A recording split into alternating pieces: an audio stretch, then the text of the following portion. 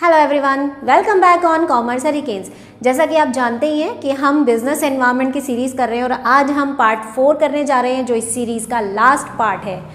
आज की वीडियो में हम पढ़ने वाले हैं लीगल एनवायरनमेंट क्या है और पॉलिटिकल एनवायरनमेंट क्या है, इसके एलिमेंट्स, इम्पैक्ट्स भी पढ़ेंगे और सबसे इम्पॉर्टेंट बात, मैं आपको कुछ ऐसे पॉइंट्स भी बताऊंगी जो आपको केस स्टडी करने में बहुत हेल्प करेंगे। क्योंकि मैंने मोस्टली देखा है कि स्टूडेंट्स केस स्टडी करते टाइम जज नहीं कर पाते कि इसमें कौन से एलिमेंट की बात हुई है और कौन से एनवायरनमेंट की बात हुई है। तो वीडियो को एंड तक ज़रूर देखिएगा क्योंकि जो लास्ट वाला पोर्शन है वीडियो का वो आपके लिए बहुत यूज़फुल है। वो आपके सारे डाउट्स क्लियर करेगा। और इतना ही नहीं, जब आपका वाइवा होता है ना 12th क्लास में, उसमें भी इस तरह के क्वेश्चंस पूछे जाते हैं तो वहाँ भी आपको ये बहुत यूज़फुल रहेगा। अगर आपको आज की वीडियो पसंद आए तो प्लीज़ अपने दोस्तों के साथ शेयर कीजिएगा, लाइक कीजिएगा, कमेंट करके बताइएगा वीडियो आपको कैसी लगी। और हाँ, चैनल अगर अभी अब तक आपने सब्सक्राइब नहीं किया है तो प्लीज़ चैनल को सब्सक्राइब कर दीजिएगा, साथ ही साथ बेल आइकन को भी दबा दीजिएगा। इससे पिछले वाले हिस्स पार्ट्स में हमने पढ़ा था कि डायमेंशंस में मैं आपको ऑलरेडी 3 डायमेंशंस करवा चुकी हूँ। आज हम उसके आगे के डायमेंशंस करने जाएंगे, तो चलिए स्टार्ट करते हैं। जैसा कि मैंने आपको बताया कि हम लास्ट वीडियो में economic, social and technological environment के बारे में डिस्कस कर चुके हैं and today we are going to discuss about the political and legal environment. Political environment का मतलब ये एक ऐसा एनवायरनमेंट है जिसमें इफ़ेक्ट जो है बिजनेस का वो तब पड़ता है जब हमारी पॉलिटिक्स में चेंज होता है, हमारे पॉलिटिशियंस में, हमारी गवर्नमेंट में अगर किसी तरह का चेंज आए और उससे बिजनेस पे इफेक्ट पड़े तो उसे हम पॉलिटिकल एनवायरनमेंट कहते हैं। So you can say it consists of political conditions such as stability, peace, etc.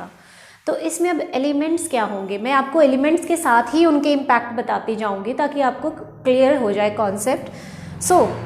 किन चीज़ों को हम पॉलिटिकल एनवायरनमेंट के अंदर कंसिडर करते हैं? फर्स्ट इज़ पॉलिटिकल स्टेबिलिटी, मतलब कि हमारी जो पॉलिटिशियन सरकार है जो वो कितने स्टेबल है। मतलब आप सब जानते हैं कि इंडिया में गवर्नमेंट जो है वो 5 ईयर्स तक चलती है।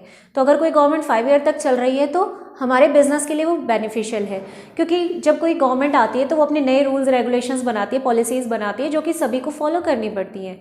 सपोज करते हैं एक सरकार आती है और उसने एक रूल बनाया जो हम फॉलो कर रहे हैं। अचानक से सरकार 5 साल नहीं चली, सरकार बीच में गिर जाती है और नए गवर्नमेंट आ जाती है, न्यू गवर्नमेंट न्यू रूल्स बना देती है, तो अब बिजनेस को चेंज होना पड़ेगा। अब आप उस दूसरे गवर्नमेंट के अकॉर्डिंग काम कर रहे थे, इतने में उसकी भी सरकार गिर जाती है, फिर नई गवर्नमेंट आती है, तो बार बार अगर इनस्टेबिलिटी रहेगी तो बिजनेस को अफेक्ट होना पड़ेगा। तो अगर आप चाहते हैं कि एनवायरनमेंट और बिजनेस दोनों सही तरीके से चले तो पॉलिटिकल स्टेबिलिटी होना बहुत ज़रूरी है। Next is peace in country, country में शांति है या नहीं, मतलब किसी तरह की वॉर कंडीशन तो नहीं है या दंगे तो नहीं है, क्योंकि अगर इस तरह की कंडीशंस होंगी तो ऑब्वियसली बिजनेस पे बैड इफेक्ट पड़ेगा। और अगर आपकी कंट्री में पीस है, शांति है, तो सब कुछ स्मूथली चलेगा। Attitude of government toward the business, मतलब कि गवर्नमेंट का बिजनेस के प्रति कैसा एटीट्यूड है। अगर गवर्नमेंट जो है वो चाहती है कि इंडस्ट्रीज़ की ग्रोथ हो और फर्म्स की ग्रोथ हो तो उनका एटीट्यूड उनके लिए पॉजिटिव रहेगा, वो उनको ज़्यादा से ज़्यादा बेनिफिट्स देने की कोशिश करेगी, लोन ईजी रेट्स पर प्रोवाइड करेगी जिससे कि बिजनेस अफेक्ट होगा। अगर आपको इजीली लोन मिल रहा है तो ऑब्वियसली, और आपकी ग्रोथ हो रही है, आपकी डिमांड को बढ़ाने की कोशिश की जा रही है, तो ऑब्वियसली आपका बिजनेस ग्रो करेगा। लेकिन अगर गवर्नमेंट का एटीट्यूड बिजनेस हाउसेस की तरफ अच्छा नहीं है, वो कहते हैं कि नहीं, बिजनेस को मतलब इंडस्ट्रीज़ को ग्रोथ की ज़रूरत नहीं है, और वो उनके लिए कोई नए प्लान्स या पॉलिसीज़ नहीं बनाती और लाइसेंस के या पेपर वर्क बहुत ज़्यादा कर देती है, तो ऑब्वियसली बिजनेस को अफेक्ट होना पड़ेगा, राइट।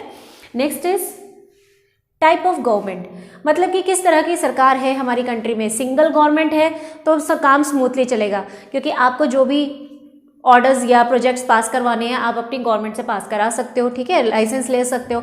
लेकिन अगर मल्टीपल पार्टी है तो ऑब्वियसली दिक्कत आएगी, क्योंकि एक पार्टी आपको सपोर्ट कर रही है, दूसरी पार्टी आपके खिलाफ है, तो ऐसी कंडीशन में बिजनेस कैसे ग्रो करेगा।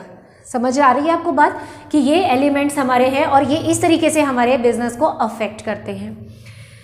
नेक्स्ट की तरफ हम मूव करते हैं, that is legal environment. Legal नाम से ही पता चल रहा है, ऐसी चीज़ जहाँ कानून आ जाए, राइट, जहाँ लॉ एंड ऑर्डर आ जाए, उसे हम लीगल एनवायरनमेंट कहते हैं। So it consist of all the acts passed by the government, judgements of court and decision by commissions. मतलब आप सिंपल सी बात ये समझिए कि अगर कोई भी काम कोर्ट के थ्रू हो रहा है, लीगल तरीके से, प्रोसीजर से हो रहा है, कमीशंस के थ्रू हो रहा है, तो वो हमेशा लीगल एनवायरनमेंट का पार्ट होगा। इसमें क्या क्या एलिमेंट्स आते हैं? Act passed by the government, government ने अगर कोई एक्ट पास किया है तो वो हमारे बिजनेस को अफेक्ट करेगा। जैसे कि जीएसटी पास किया गया था, तो हमारे सभी के बिजनेस हाउसेज ने क्या किया था, बुक्स में चेंजेस किए थे। पहले वैट के अकॉर्डिंग बुक्स बनती थी, बाद में जीएसटी के अकॉर्डिंग बनने लगी। तो देखा आपने कि जो एक्ट गवर्नमेंट ने पास किया उसकी वजह से बिजनेस पे अफेक्ट पड़ा।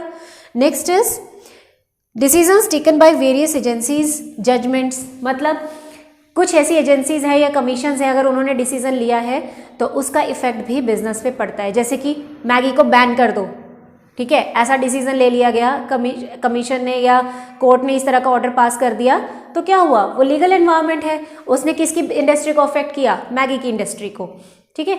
नेक्स्ट आता है हमारा जजमेंट ऑफ कोर्ट्स। ये भी सेम है कि अगर कोर्ट ने कोई नया जजमेंट दिया है कि ये चीज़ ऐसे होनी चाहिए और उसका फिर बिजनेस पे अफेक्ट पड़ता है, ठीक है। तो आई होप आपको समझ आया है कि एलिमेंट्स क्या है और ये किस तरीके से बिजनेस को अफेक्ट करते हैं। डियर फ्रेंड्स, मैं आपको ये बताना चाहती हूँ कि अगर आप केस स्टडी में आंसर फाइंड आउट करना चाहते हो तो सबसे पहले आपको क्या देखना है, सिर्फ एलिमेंट की तरफ फोकस नहीं करना है, आपको ये देखना है कि किस चीज़ की वजह से बिजनेस पे इफेक्ट पड़ रहा है। जो चीज़ बिजनेस को अफेक्ट करेगी वही एलिमेंट आपको पिक करना है। मैं आपको बताती हूँ एग्जाम्पल्स के थ्रू कैसे करना है, ठीक है। जैसे कि फर्स्ट पॉइंट है, on account of increase in export duty made by the government foreign demand has gone down. Foreign जो डिमांड है वो डिक्रीज हो गई है क्योंकि गवर्नमेंट ने एक्सपोर्ट ड्यूटी को इंक्रीज कर दिया है। अब मोस्टली स्टूडेंट्स कहाँ गड़बड़ करते हैं, वो फटाफट से गवर्नमेंट नोटिस करते हैं और सोचते हैं कि गवर्नमेंट है तो मतलब पॉलिटिकल एनवायरनमेंट होगा, क्योंकि गवर्नमेंट तो पॉलिटिक्स होती है, बस वो फटाफट पॉलिटिकल एनवायरनमेंट लिख देते हैं, बट ये गलत है। मैंने आपको बताया कि आपको ये देखना है कि बिजनेस के ऊपर किस चीज़ की वजह से इफेक्ट पड़ा है। हमारा पॉइंट क्या कहता है, फॉरेन डिमांड कम हो गई है। फॉरेन डिमांड कम होना मतलब कि हमारा बिजनेस डाउन हो चुका है। क्यों?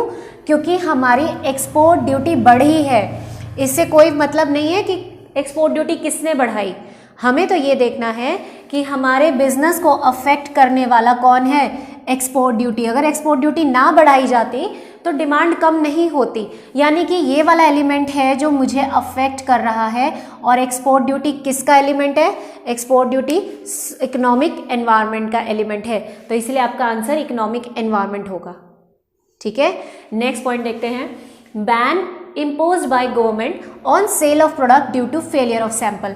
ये कहता है कि बैन इम्पोज किया गया है, लगाया गया है गवर्नमेंट के थ्रू, किस पर, सेल ऑफ प्रोडक्ट पर, कि प्रोडक्ट की सेल रोक दो क्योंकि वो जो प्रोडक्ट था अपने सैंपल में फेल हो गया है, तो इम्पोज कर दिया गया है। अब सेल के ऊपर इफेक्ट किसकी वजह से पड़ा, बैन की वजह से। अगर बैन नहीं लगा होता तो सेल ऑफ प्रोडक्ट नहीं रुकता। इसका मतलब बैन हमारा एलिमेंट है, ना कि गवर्नमेंट। अगेन आप गवर्नमेंट देखते हो और फटाफट बस पॉलिटिकल एनवायरनमेंट लिखते हो, नहीं, आपको देखना है कि सेल के ऊपर इफेक्ट बैन की वजह से पड़ा, यानी कि बैन किसका हिस्सा है, बैन है लीगल एनवायरनमेंट का, तो इसीलिए ये लीगल एनवायरनमेंट हो जाएगा। क्लियर हो गया। नेक्स्ट पॉइंट देखिए, with increase in national income of the people the demand for certain commodities increase. कुछ प्रोडक्ट्स की जो डिमांड है वो इंक्रीज हो गई है क्योंकि लोगों की इनकम इंक्रीज हुई है। अब कमोडिटीज़ की डिमांड बढ़ेगी तो ऑब्वियसली आपकी सेल्स बढ़ेगी, तो बिजनेस इंक्रीज हुआ है क्योंकि लोगों की इनकम बढ़ी है, ठीक है। लोग के बच्चे क्या सोचते हैं, पीपल वर्ड देखते हैं और वो सोचते हैं पीपल तो सोसाइटी का हिस्सा है तो ये सोशल एनवायरनमेंट हो जाएगा, बट ऐसा नहीं है। इंक्रीज जो हुई है डिमांड वो इनकम की वजह से हुई है, और इनकम हमारा इकोनॉमी का हिस्सा है। नेशनल इनकम याद है आपको, एक एलिमेंट है ना, तो हमारा आंसर यहाँ पर इस इनकम की वजह से डिमांड पे इफेक्ट पड़ा, यानी मेरे बिजनेस को अफेक्ट इसने किया, ठीक है। तो जो चीज़ मेरे बिजनेस को अफेक्ट करती है वही मेरा आंसर होगा, तो इकोनॉमिक एनवायरनमेंट यहाँ आंसर होगा। आई होप आपको समझ आ गया, अब आप केस स्टडीज में मिस्टेक नहीं करेंगे और कॉन्सेप्ट भी आपको क्लियर हो गया डायमेंशंस का। तो मेरे को ज़रूर बताइएगा वीडियो कैसी लगी और चैनल को सब्सक्राइब ज़रूर कीजिएगा। Thank you and have a good day.